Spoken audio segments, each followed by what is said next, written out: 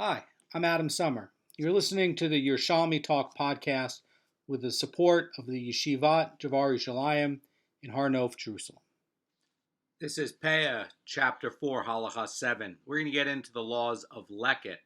Keep in mind with Leket, it's part of the trend of this chapter. Everything so far has been about acquisition. How do we acquire something? What is an acquisition?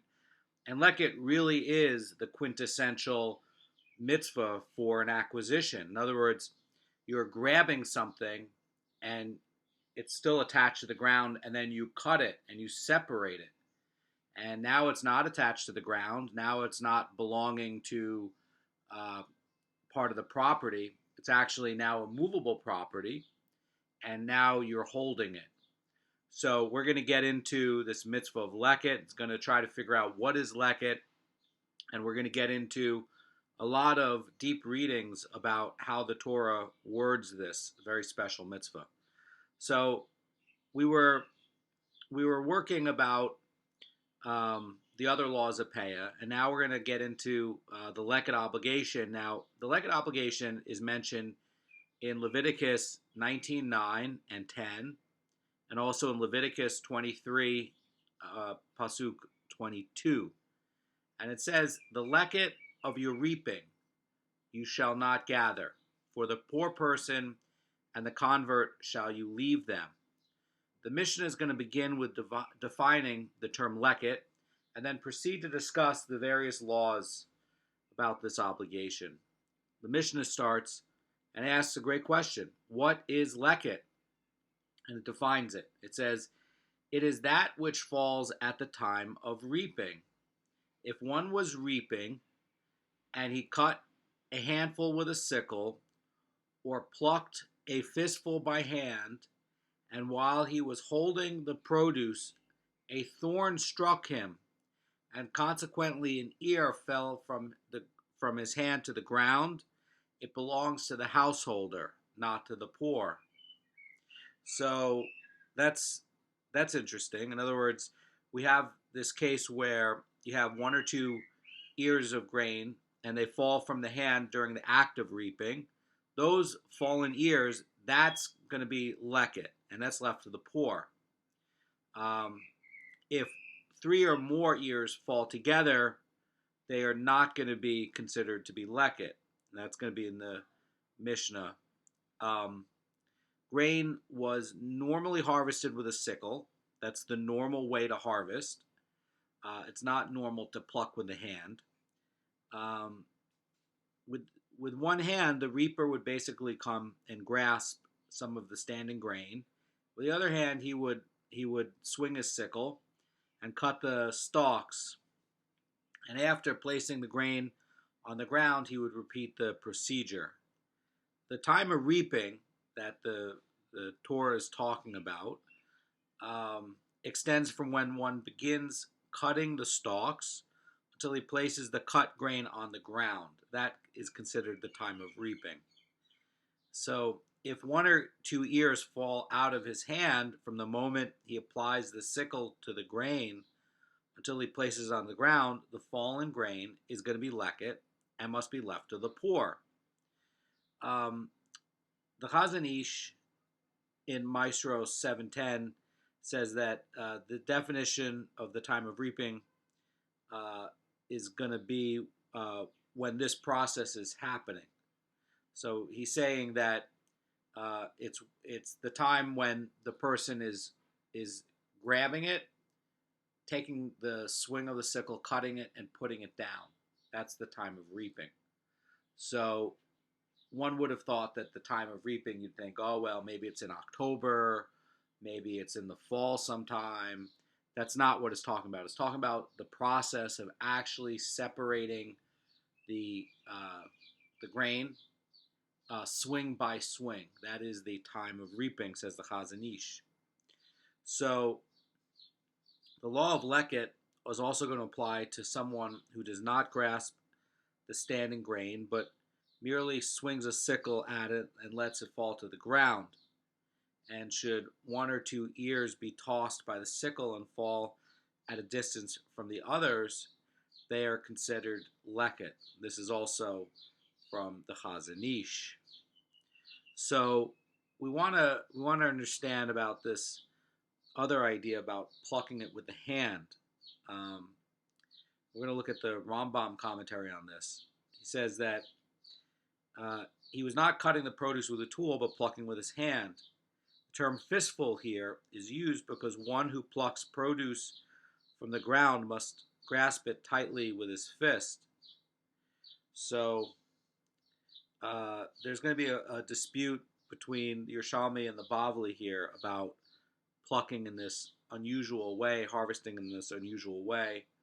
The Yerushalmi is going to hold that unusual types of harvesting is not going to be subject to Leket, and the Bavli in Hulin is going to say that it is. The Vilna Gaon, by the way, is going to hold the opinion of the Bavli. So the other question is, after the produce is detached and while he's still holding it, now we have a thorn pricks him and he causes one or two ears to drop. Now, this question could be like, well, isn't this just a heckish for like an example to be that, well, what if a bug stings you, or what if you tripped, or you stumbled, or something happened that caused you to drop it. It's not just a thorn. It's being used here to describe something. So really, we're talking about this ear that fell during this time of reaping. Now we've defined what that is. According to the Hazanish, that's this process, swing by swing, separation by separation, putting down each time. So according to what this is saying, it's saying that it does not become lechet since as a result of an external factor and not through the normal course of reaping, it fell. So the Torah's Kohanim is going to derive the exemption from the clause from this lechet of your reaping.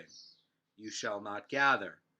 And this verse is understood to mean that only what falls in the normal course of reaping is leket and must be left to the poor, but whatever falls on account of an external factor, such as a thorn prick or a startling occurrence or an insect sting, may be kept by the landowner. There's another way to read this, and if you're interested, you can check out the Ravad. The Ravad has a very different reading of this. Anyway, the Mishnah is going to try now to narrow this definition, and it's going to try to really hone in on what is going to be proper lechet. Mishnah reads, ears that fall within the hand and within the sickle are leket and belong to the poor, but ears that fall from behind the hand and behind the sickle are not leket and belong to the householder. So real quick on that. So let's look at the Rosh Cirillo. It says, as mentioned above, the reaper typically grasps some produce in one hand and cuts it with a sickle that he wields in the other hand. The cutting edge of the sickle is the inner edge of the semicircular blade, which, when swung, first encircles the grasped ears and then cuts them. Thus, the ears involved in a typical act of reaping are those that are grasped within the hand and are positioned within the arc of the sickle. And so, should any of these ears fall, they are considered lechet. So, the preceding case describes the ideal act of reaping in which the sickle is wielded with such precision that its inner circle cuts all the ears that are in the reaper's grasp and none that are outside the grasp. If, however, the reaper makes a short swing with a sickle, its blade might not encircle the entire clump of grasped produce, but might instead be inserted into its midst. And in this case, the sharp inner edge of the sickle will cut only part of what is grasped, and the dull edge may cut some more. So a portion of the cut produce is going to be behind the sickle. If, on the other hand, he makes a very long swing with a sickle. Its inner edge may cut even ears that are outside his grasp. Thus, some of the cut produce was behind his hand. So the Mara Fulda is going to point out that should any produce that was behind the hand and behind the sickle fall, it is not leket because it did not fall as a result of the proper act of reaping. So the Mishnah has described really two extremes. It described the produce that is within the hand and within the sickle, and is leket if dropped.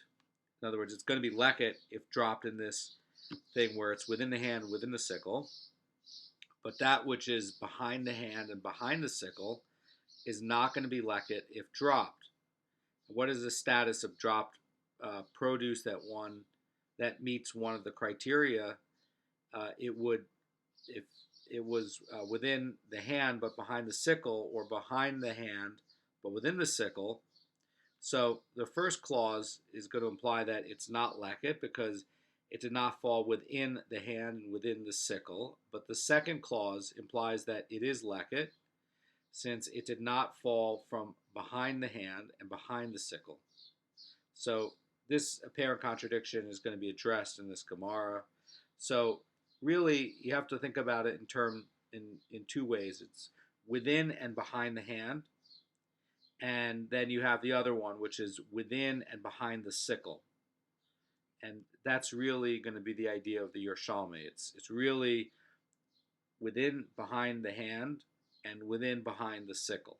So that's really what the Mishnah is trying to split up here.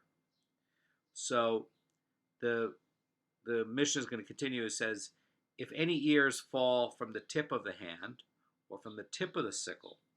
Now, again, this is really this like middle gray line. The tradition really likes to look at what is this middle line, and we're going to get into that in the end of this halacha because it's really a deep idea. It has a lot of agadic ideas and a lot of explanation for how we should be looking at poor people. So the Mishnah continues, says, Rabbi Yishmael says that they are leket and belong to the poor. So again, this middle strange gray area where it says, if any ears fall from the tip of the hand or the tip of the sickle, again, it's not within the hand, it's not within the sickle, it's the tip. That is this gray area, and it says it's going to belong to the poor. What a deep, interesting idea. So Rabbi Akiva says in the Mishnah that they are not leket and they belong to the householder. So the Rosh is going to explain like this from this Mishnah. He's going to say that Rabbi Yishmael maintains that the borderline areas of the hand and the sickle are treated as within, and the ears that fall from them are considered leket.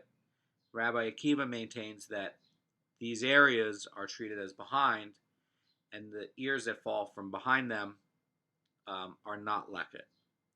So the Mishnah is going to discuss now a case really that's going to try to point to this idea of questionable leket. Okay, so it's not really. This is again a hekesh. Okay, we're going to talk about ant holes, and the idea about ant holes is not specifically to teach about ant holes, but is to teach a broader idea that could apply to lots of other circumstances, like what we just saw with the case of the thorn. Okay, and so the same Mishnah is going to use the same idea to say that, hey, I'm trying to talk about a bigger idea here, and this bigger idea here is this case of questionable leket. What is the case of when you're not sure if it's leket or not? It's questionable. What's going to be the halacha? So the Mishnah continues and it says, grain found in ant holes that are within the area covered by the standing grain is the property of the householder. But as for grain kernels found in ant holes that are behind the reapers, the upper ones belong to the poor, while the lower ones belong to the household. But Rabbi Meir says, All the kernels found in the ant holes, whether the upper or lower ones, belong to the poor, because questionable leket is deemed leket. So we're going to get into what this is about. Basically, um, the the Tanakama and Rabbi Meir are going to agree in the principle that questionable leket is going to be deemed to be leket. For this reason, the upper grain of the ant holes is going to be left to the poor. The point of dispute is only going to be about the lower grain, and is that going to be considered to be questionable leket?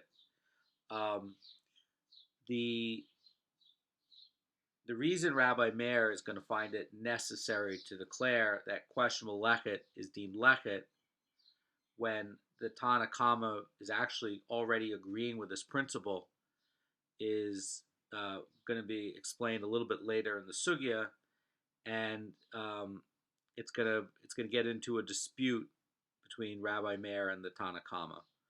Um, so interesting to note that this idea about questionable leket being deemed to be leket, that part nobody disputes. So the question is going to be, where is this questionable leket? Um, where at what part of this area where it falls is it going to be considered to be questionable?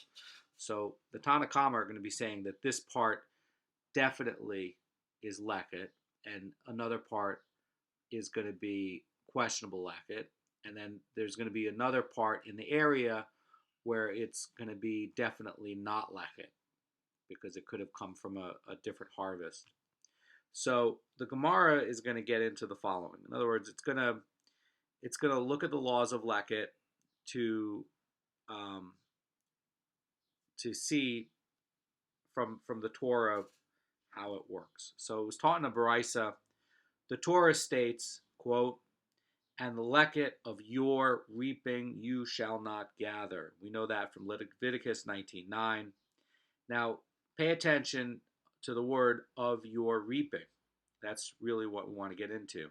So the Brisa teaches, it says, the Torah states, "And the leket of your reaping you shall not gather." And this is basically teaching that the law of leket pertaining only to somebody who reaps and cuts with a sickle. And the sugya says, but not to anyone who plucks with a hand. This is going to be the idea in the Yerushalmi. The Bavli is going to dispute this in Bavli Hulin 137a. So, to put it simply, the Brisa would seem to disagree with the Mishnah and rule that the law of Leket does not apply at all to someone who plucks by hand. The Brisa is actually going to be complementing the Mishnah and is going to be qualifying the ruling, because the term katsir, reaping, pertains specifically to the harvesting of grain.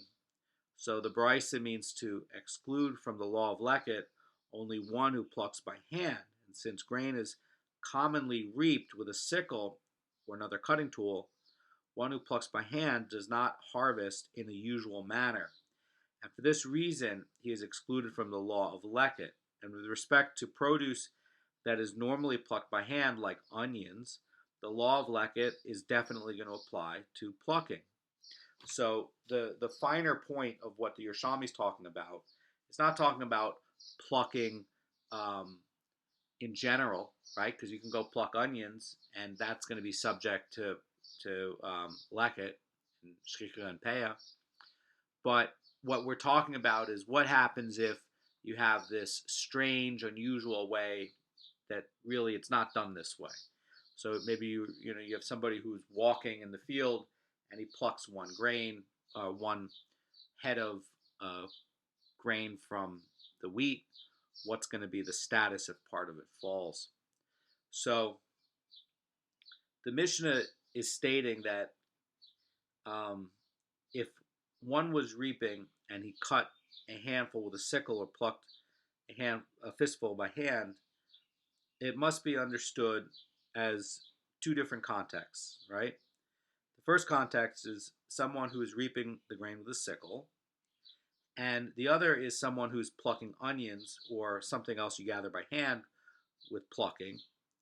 And since in either case the person harvests that in the usual manner, he's going to be subject to the law of Leket. But the Rosh Hashanah says that if someone would pluck grain from hand, he would be exempt from this law because it's not normally done that way. Nobody goes into a field and harvests by plucking grains of ears, and there's other verses that are talking about your harvest. Nobody harvests that way. They do harvest that way for onions, but not for grain. And that's what makes it um, unusual. So I want to bring up the Bavli's point real quick. So Bavli Hulin 137a is saying that the question of whether Leket applies to one who reaps in an unusual manner is going to be a matter of Tanaic dispute. That's what the Bavli is talking about. The Bavli states that Rabbi Yosei limits the law of Leket to a case of reaping in the usual manner, whereas the rabbis apply it even in the case of an unusual manner, like plucking the grain. And the Bavli maintains that some dispute pertains to the Peah obligation as well. Rabbi Yossi applies it only when the produce is harvested in the usual manner, but the rabbis apply it in all instances. The Yerushalmi, though, it disagrees, and it does not mention the dispute, and it categorically excludes one who plucks grain from the law of Leket. So that's a bit about this. By the way, just want to point out that that also seems to be the opinion of Toras Kohanim. The Toras Kohanim is also following the Yerushalmi, and also if you look at Kedoshim in chapter 2, Halacha 5, you can see that it also is following the opinion of the Yerushalmi. So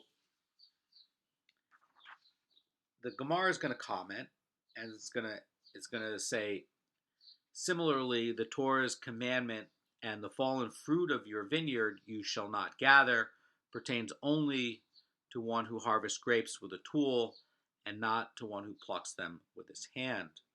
So Leviticus 19:9, we know that if one or two grapes fall from a cluster when it's cut from the vine, they have to be left to the poor. This obligation is known as peret. Because it's unusual to pluck grapes from a vine by hand, the term meaning you shall not gather is stated with respect to both Leket and Peret obligations, and that's going to establish a Gezerah Shava that's going to teach that these obligations are analogous. They're basically the same. Therefore, just as the Leket obligation applies only when one harvests grain in the usual manner, so too the Peret obligation applies only when one harvests in the usual manner. So there's another approach on this sugya, and I want to bring up the Vilna Gaon's approach. So the Vilna Gaon has a different approach to this sugya, and it's based on a variant understanding of the Mishnah, which states if one was reaping and he cut a handful with a sickle or plucked a fistful by hand, the Vilna Gaon understands from the Shenas Eliyahu the introductory phrase, quote, if one was reaping, as informing us that we are dealing specifically with one who reaps grain, to which the term kotzer is commonly applied. Accordingly, the Vilna Gaon understands the Mishnah's ruling that one who plucks grain is subject to the law of Leket. The Mishnah accords with the opinion of the rabbis in the Bavli Hulin 137a, and not the opinion of Rabbi Yossi or the Yerushalmi. So in accordance with the Vilna Gaon's approach, he's actually going to fix the text of this Baraisa so that it reads that the verse and the Leket of your katsir teaches that even one who plucks with his hands is included in the law of Leket. So the Brisa provides the scriptural support in the Mishnah's ruling by plucking grain by hand is no different than cutting it with a sickle. So the Vilna Gaon is going to amend the text of the next or of this particular one about the fruit of the vineyard and what we're talking about with the vine. And similarly, the Torah's commandment and the fallen fruit of your vine you shall not gather is going to be used to encompass even one who harvests grapes by hand. Thus, the law of Parrot, like the law of Leket, is going to apply even to one who harvests in an unusual manner.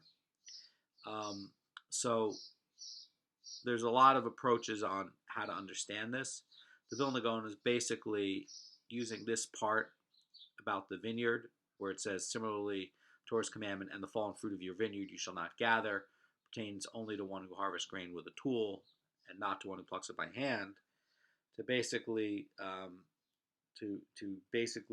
interpret it as saying that even if somebody cuts it, in other words, plucks it with his hand, it's going to be included in Leket. The Mishnah is going to state that the ears that fall within the hand and within the sickle are Leket and belong to the poor. So keep in mind, again, we have been focusing on what is an acquisition. And, when the grain is attached to the ground and it's standing, it belongs to the property, right? If this other guy owns the property, it belongs to him. The grain belongs to him, and the land belongs to him, and it's owned through the land because it's part of the land. It's attached to the land. But when the sharecropper, for example, or somebody who's working to have a share in the produce comes and grabs it, or even if the landowner does it, right? We're gonna turn it into movable property. And he's basically acquiring it. He's grabbing it. He's separating it, right? And this act of cutting, this is like lifting.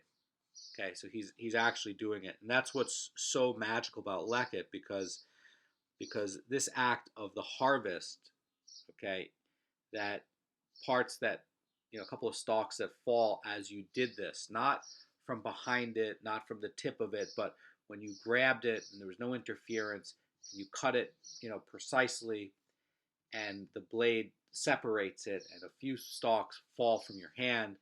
That's going to be what Leket is, because again, you've acquired it and now you've dropped it. So that's what's interesting about this point is that there's even for a split second a acquisition in a way.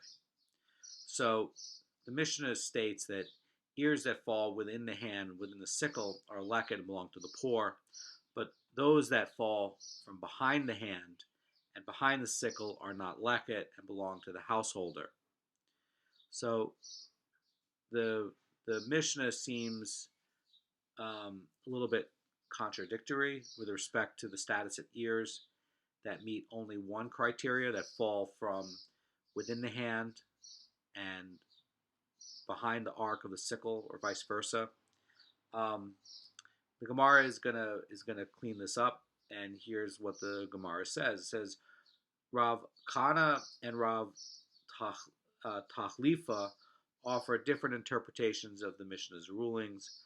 One of them said the Mishnah means that only fallen ears that are both within the hand and within the sickle are Leket and belong to the poor, but fallen ears that are within the hand but behind the sickle, or within the sickle but behind the hand, are not Leket and belong to the householder.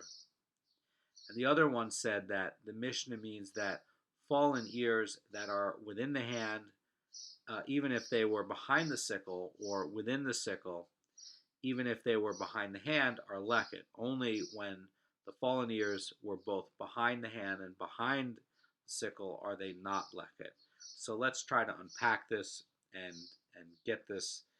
So there's a vav that's going to be, we know that a vav can mean and or. Okay, and the Torah, the Mishnah reads that the ears that fall within the hand, and there's a vav, and it says and within the sickle are leket and belong to the poor, but those that fall from behind the hand, or because there's a vav behind the sickle, even when they meet these other criterion, are not leket and belong to the owner. So, according to this other interpretation, here's what the Rosh Cirillo says. It says, according to this interpretation about where the Mishnah means that the fallen ears that were within the hand, even if they were behind the sickle or within the sickle. So the Rosh Cirillo says that the Mishnah reads ears that fall from within the hand or within the sickle are leket and belong to the poor, but the ears that fall from behind the hand and behind the arc of the sickle are not leket and belong to the owner. So again, this is going to be the way to think about this is to think about it in terms of you're grasping and you're separating, and there's in a way you're turning it from part of the property to as an attachment of property to movable property, and when you're grabbing it and you basically are separating it to like acquire it or lift it, right? The things that fall out from there, that's going to be what we're talking about. The things that are going to be falling behind, um, uh, whether it's behind the hand or behind the sickle, that those are,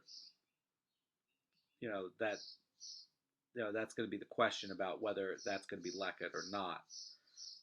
One is saying that the fallen ears that are that were within the hand but behind the sickle are not leket and they belong to the householder. So, and the other one is saying that you're grabbing it, and that even if it's within the sickle or behind the hand, that it's going to be leket. That's going to be the dispute. Okay, that whether it's going to be in these couple of grains that fall out from behind the hand or behind the sickle. In other words, one is saying that it's within the hand and within the sickle. The other one is saying that it's within the hand but behind the sickle or within the sickle. So that one is saying that even the one that falls from behind the sickle but was in the hand, that's going to be leket. That's what this dispute is about. So that's a very, very fine point of halacha, and you would have to check what is the halacha lamaisa in that case, where you've grabbed it, you went to go cut it with a sickle, and part of it fell behind the sickle. Would that be the property of the poor or not? That's something that we'd have to check in the Shulchan Aruch. The Mishnah stated, grain found in ant holes that are behind the reapers.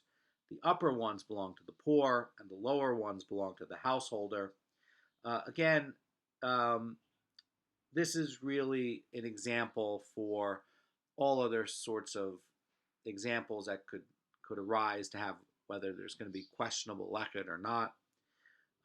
This is just the one that the Mishnah chooses to talk about to keep it brief and terse and short. So the Gemara is going to define the term upper ones and lower ones. And Rabbi Yudah says in the name of Shmuel, when the Mishnah states the upper ones belong to the poor, it is dealing with white kernels. And when it states the lower ones belong to the householder, it's dealing with green kernels. So let me explain that. So the white kernels are going to be assumed to be from this harvest, and therefore it's going to be questionable leket. In other words, the questionable leket is going to belong to the poor. So the green kernels here are going to be assumed to have been brought to the ant holes before the harvest. In other words, that the person didn't cut them, the ants got to them earlier. That's why the green ones are at the bottom. So those are going to be definitely not leket because they weren't harvested. Um, just as a note from the Rosh Cirillo, says that unripe kernels have a greenish hue, but as the crop ripens and dries, the color lightens, and by the time the harvest, they are white. Thus, the white kernels found in the ant holes certainly were collected by the ants at the time of the harvest, since it was possible that these kernels came from leket years that fell during the harvest. They are questionable leket, and they have to be left from the poor. The unripe green kernels, however, were taken by the ants before the harvest season, at which point there's no leket in the field because the harvesting didn't happen yet, and therefore it belongs to the owners.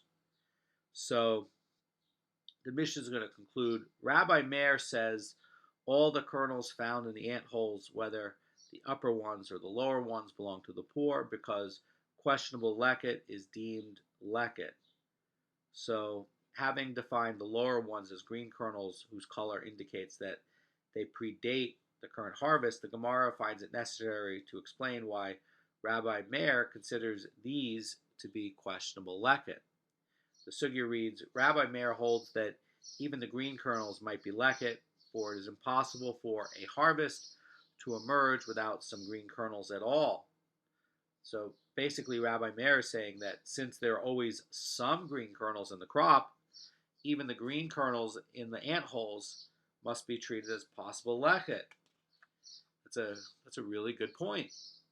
So it was explained before that the Tana Kama is going to give the green kernels to the householder, and they all agree that questionable leket is going to be deemed to be leket. So the Gemara wants to identify this ruling by the Tana Kama. So Rabbi Yochanan says the Tana Kama's ruling is reflective of the opinion of Rabbi Yudah ben Chagra, for it was taught in a Baraisa, if a convert converted to Judaism and he owned standing grain, the law with respect to leket is as follows. If his crop was harvested before he converted, he's exempt from leaving leket for the poor. But if it was harvested after he converted, he is obligated to leave his leket for the poor. And if it is unknown whether the grain was harvested before his conversion or afterward, such that the fallen ears of grain in the field are questionable leket, he is exempt from leaving them for the poor. Rabbi Yudah ben Chagra obligates him to leave the questionable leket for the poor, and the Tana Kama of our Mishnah follows Rabbi Yudah ben Chagra. So that's what Rabbi Yochanan says about who is this Tana Kama. Who is this? So there's going to be a dissenting opinion in the Gemara. Rabbi Shimon ben Lakish says here the Tana Kama's ruling is based on in our Mishnah, which presumes that questionable leket is deemed leket, is actually going to be consistent with the opinion of all, both Rabbi Yudah ben Chagra and the rabbis who disputed him. Although the rabbis are going to exempt the convert from leaving his questionable leket to the poor, they make the following distinction. The sugya reads, with respect to a Jew who is essentially obligated in the mitzvah of leket, in a case where the status of his grain is questionable, where it is unknown whether certain kernels from his field are actually leket, he is obligated to treat them as leket. And so he continues, says, but with respect to a convert who was just before a non-Jew and who was exempt from the mitzvah of leket, in a case where the status of his grain is questionable, where it's unknown whether the field was harvested before the conversion or after, he's also exempt from the leket obligation. So Rabbi Shimon ben Lakish's point is an excellent point. He's saying that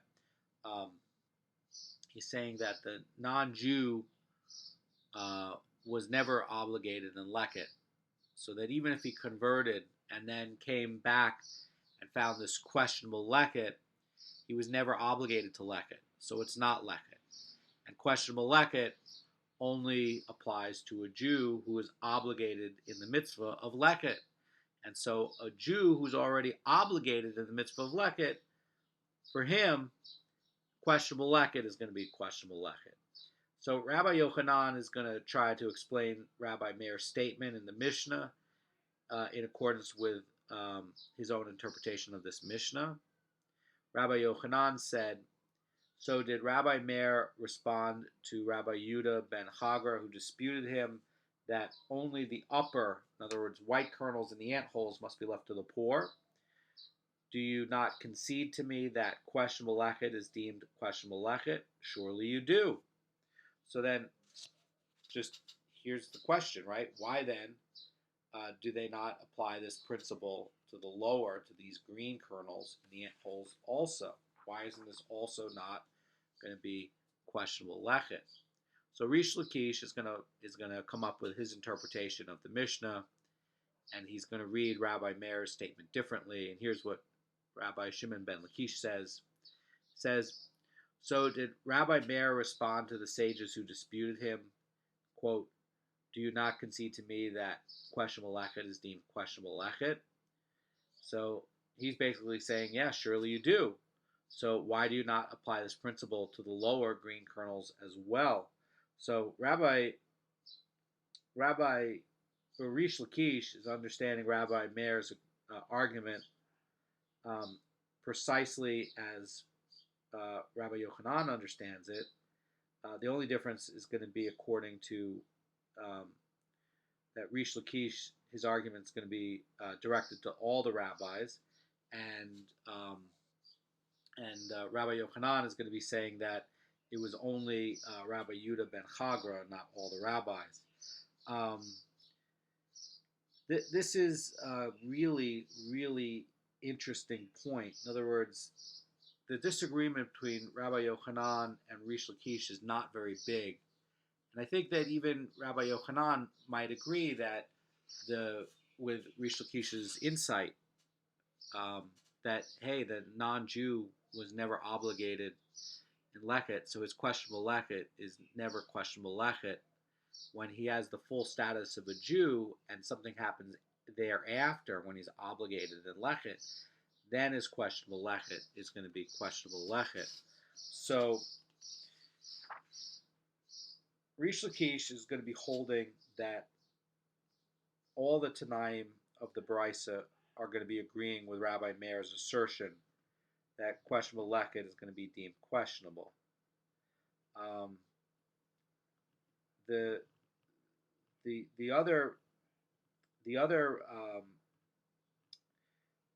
rabbis who are going to dispute Rabbi Yudah ben Chagra are going to be doing it only in the case of a convert. So they're going to claim that Rabbi Meir is going to make a statement, and it just so happens that Rabbi Yudah ben Chagra was his student, it was his disciple, so that they're going to be deeming it like in a particular way about the way that Rabbi Meir is reading it, and not necessarily reflective of all the Tanna Kama.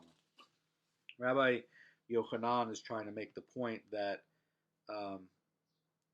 that Rabbi Yudah ben Chagra, who's going to be stringent with regards to Leket, that it cannot be that Rabbi Meir's statement in the Mishnah is going to be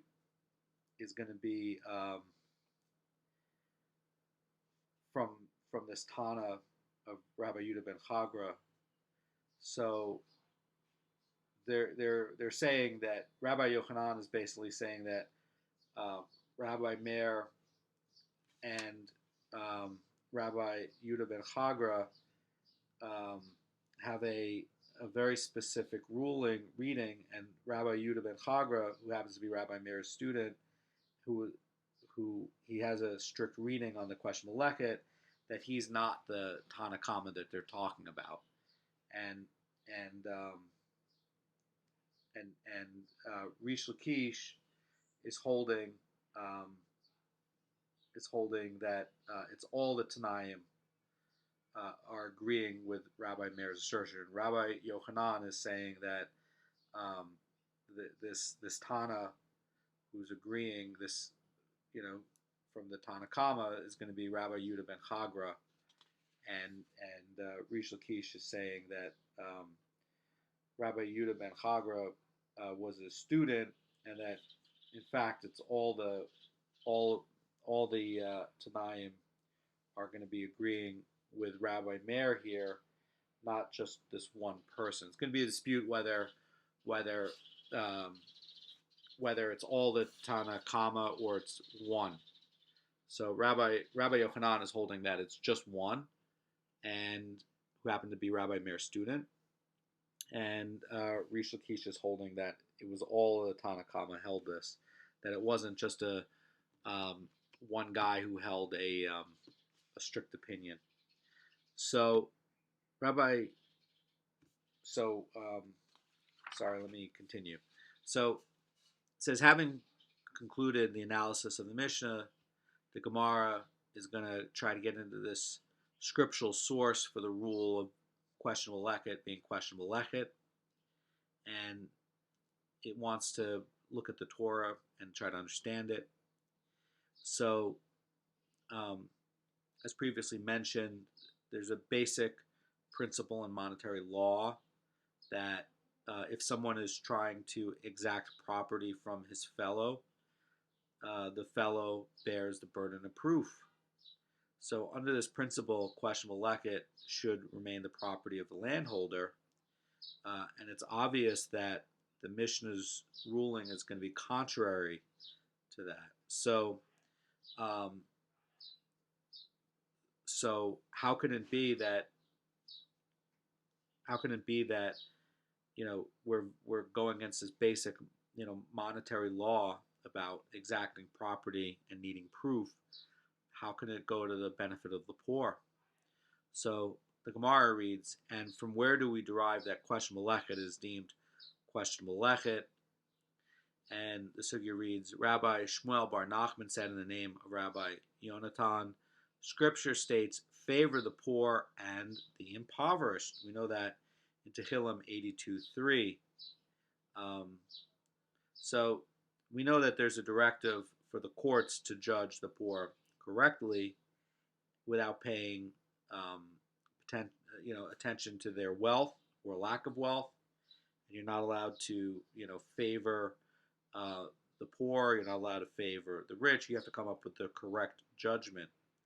So the Gemara is going to be reasoning that according to this interpretation, that in this verse that it's going to be favoring is going to have to do with gifts. That one part is going to be with justice, but what about in terms of gifts? We know that in judicial matters, you're not allowed to favor the poor. Torah writes it itself.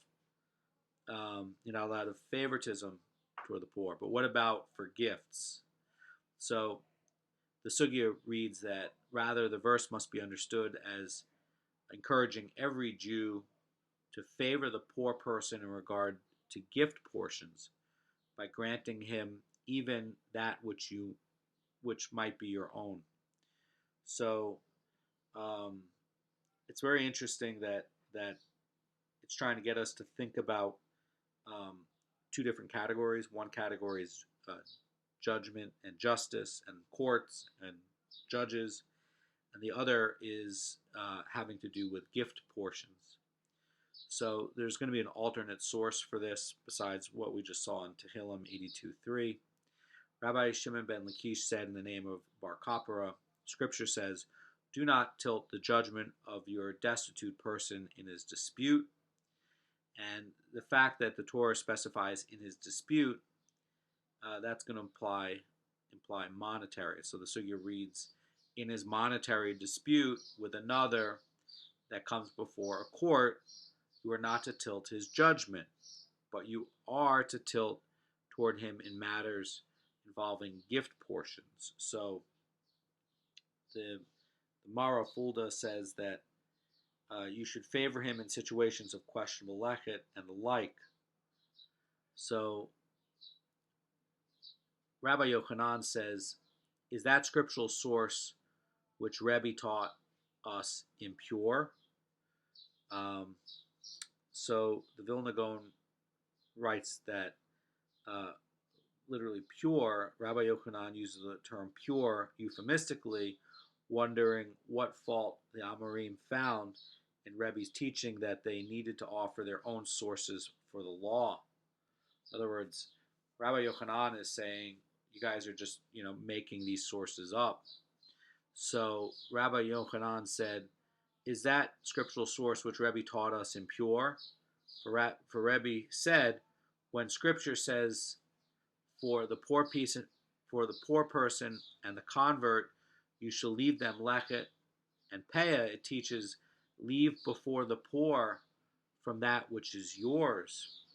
So this extra you shall leave is going to be teaching that one should leave something extra for the poor. In other words, Rebbe is going to be explaining this as referring to questionable leket and peah, which would rightfully be the landowners. And under general rules for monetary law, we know that it would belong to the landowner. However, the extra you shall leave, Rabbi Yochanan is saying that Rebbe is saying that that means questionable leket and peah.